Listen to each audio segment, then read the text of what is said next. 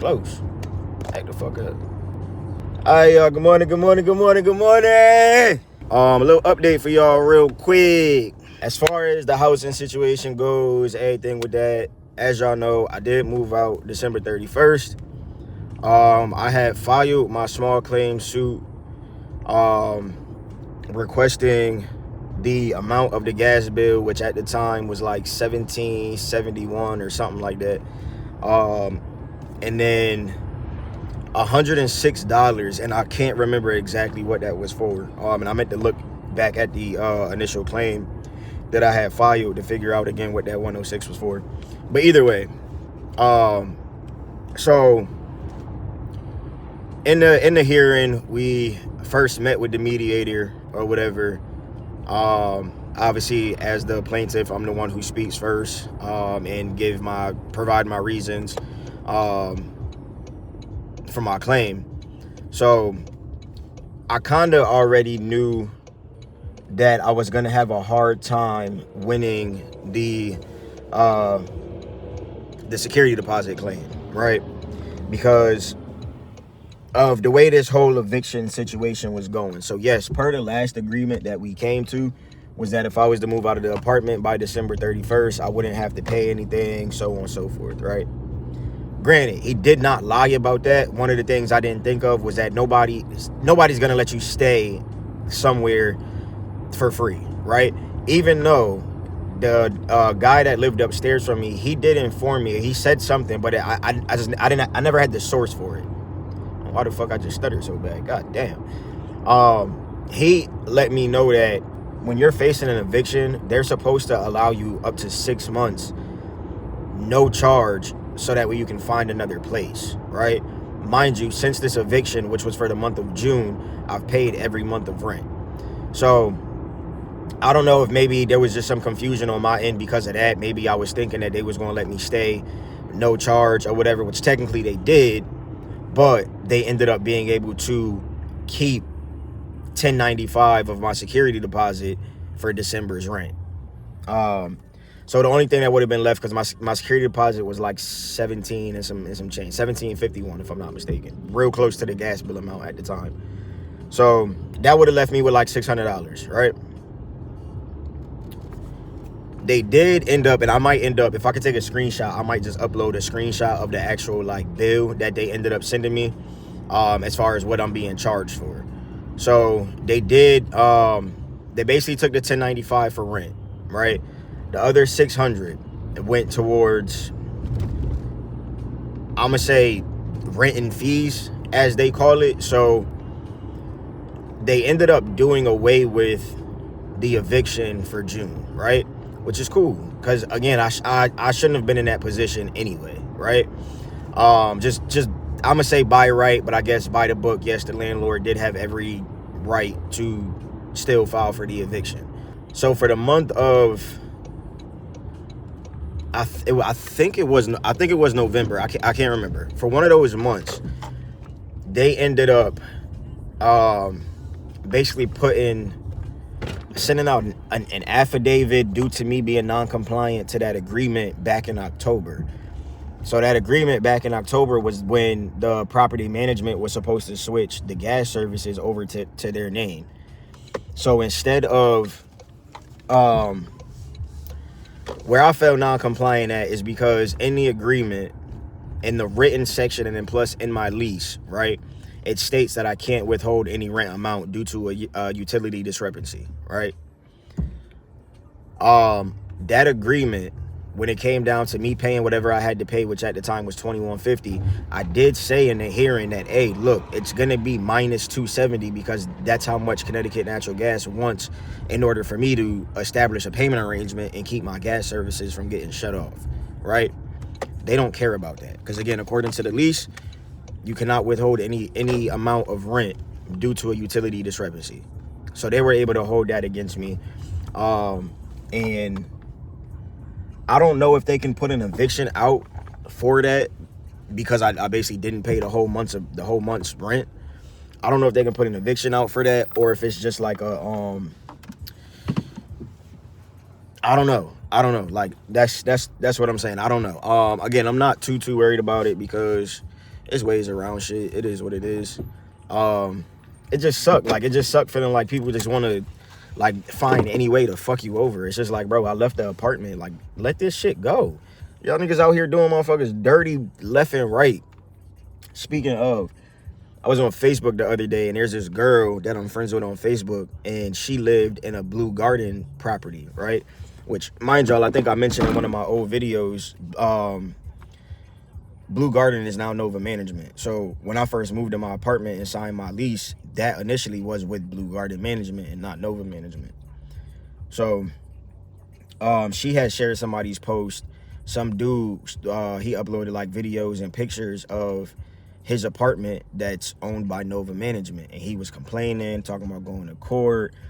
I will say, as far as his situation and that building that he's in, the situation is definitely a lot worse than what I dealt with. My apartment, I didn't have any issues with.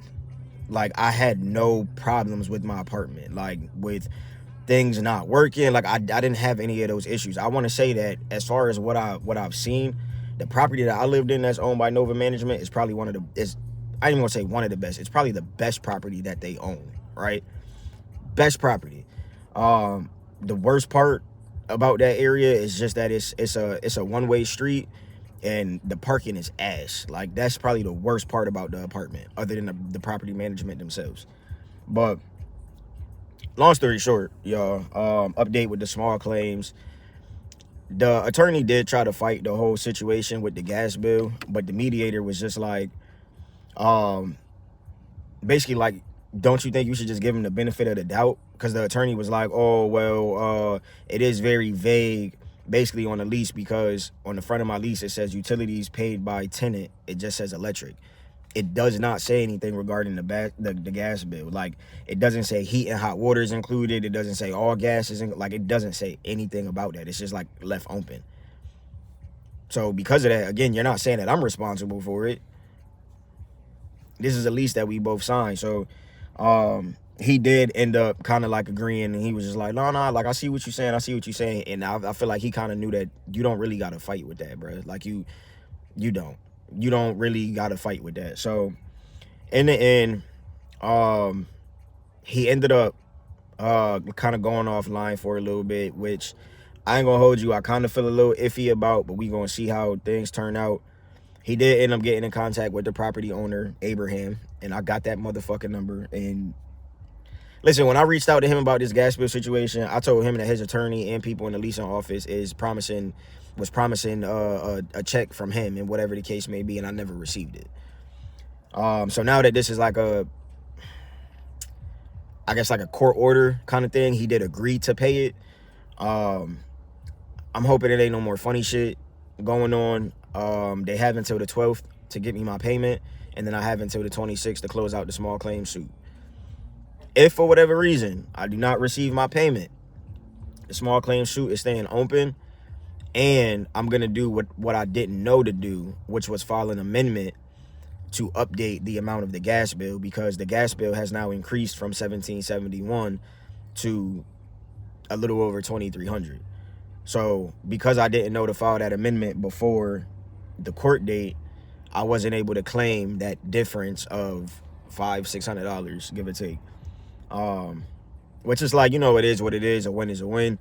But if y'all make this harder than what it gotta be, then I'm just gonna keep updating that amount. So other than that, I will say the year started off with a little bit of anxiety just because of the court date. I've never had to deal with no court stuff, y'all. Like, so that shit made me feel real uneasy. And then plus I've realized I get real nervous talking in front of people, especially like crowds. So there was just a lot of anxiety around that. Like, I would be laying in bed at night and like rehearse what I need to say and the points that I need to make, and like immediately my heart would just start pounding in my chest, like racing, pounding. And I hated that. Yeah. Like, I hated that. I ended up having my psychiatrist provide me with beta blockers.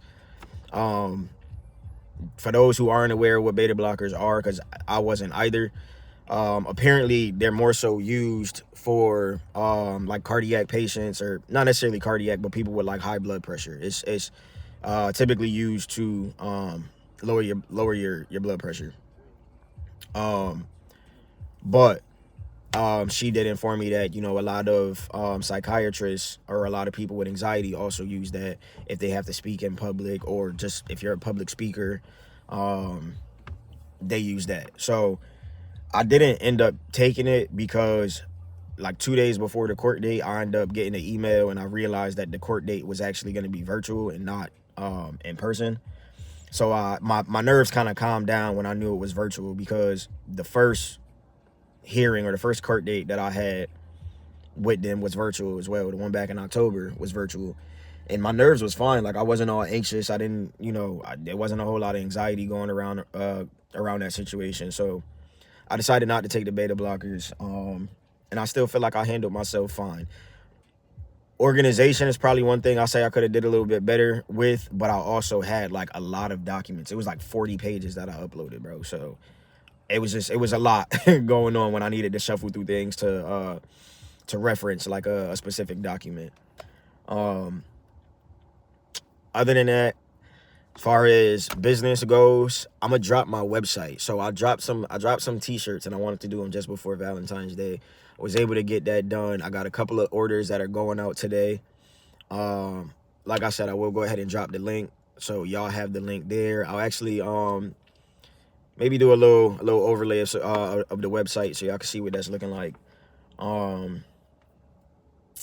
Credit score going up. I'm feeling real good about the future, like the next couple of months, this whole year. Oh, we back in the gym. Y'all know I'm hype about that. We back in the gym. I have been taking it real easy. Just focus more so on the movements. Still dealing with a lot of like pain and discomfort in my hip. But I do have, finally, I got an MRI scheduled tomorrow at 11:30. So we'll see what's going on with the hip issue. Then I'm likely gonna be back in physical therapy. Yeah, so we gonna see, y'all. We gonna see. Hopefully with the hip, it ain't nothing crazy. I'm hoping I don't have a tear in my hip, which I don't think I do, but I don't know. Like, just with everything that's been going on, it's hard for me to tell what exactly it could be for real. But like I said, I'm hoping. My beard looking crazy right now. I'm hoping it's not a tear. Oh, we nappy on the head, baby. We do hood. Yeah, I'm just hoping it ain't a tear for real. Well, I don't think it is. So, all right, y'all. Till next time.